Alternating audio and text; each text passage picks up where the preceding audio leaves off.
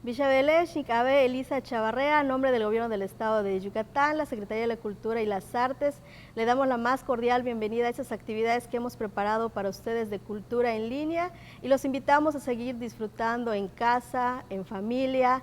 El día de hoy continuamos con nuestras clases de lengua maya y para eso, pues el día de hoy vamos a aprender algunas palabras para ir familiarizándonos un poco más con el sonido y ponerlos en práctica. Ahora que estamos en casa, vamos a necesitar practicar más la lengua maya para que sea de interés para los demás. Y qué más que compartirlo con los hijos, con la familia, y para eso algunas actividades que hacemos en casa podemos irlo practicando. Por ejemplo, podemos usar la frase diariamente como el dormir, que en maya es huenel, huenel. También la frase comer, que es janal, janal. También podemos decir, si queremos caminar, podemos decir shimbal, shimbal, que también significa pasear, que ahora no lo vamos a hacer, eso no lo podemos hacer ahorita, pero más adelante podemos ponerlo en práctica, que es shimbal.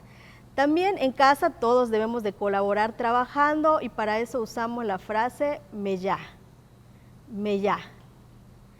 También en casa podemos practicar ahora que estamos, bailar, podemos hacerlo, así que usamos la frase okot, okot. También podemos leer, podemos estudiar en casa y para eso usamos shok, shok. También podemos jugar con los hijos y para eso usamos bashal, bashal. Y bueno, si queremos que otra persona con nosotros nos acompañe, también usamos el koosh de vamos, koosh, y podemos conjugar dos palabras. Por ejemplo, podemos decir kosh okot, vamos a bailar, kosh shok, vamos a leer. Entonces, kosh okot, vamos a bailar para hacer ejercicio, kosh shok, para aprender un poco más. Así que kosh shok ich maya, vamos a leer en maya. Entonces con estas frases esperamos que para ustedes se hayan familiarizado un poco más, aumentar un poco el vocabulario y ponerlo en práctica en familia. Pues agradecemos que se hayan quedado con nosotros, los invitamos a continuar con esas actividades de cultura en línea. Taktulak Kim. Juntos transformemos Yucatán. Gobierno Estatal 2018-2024.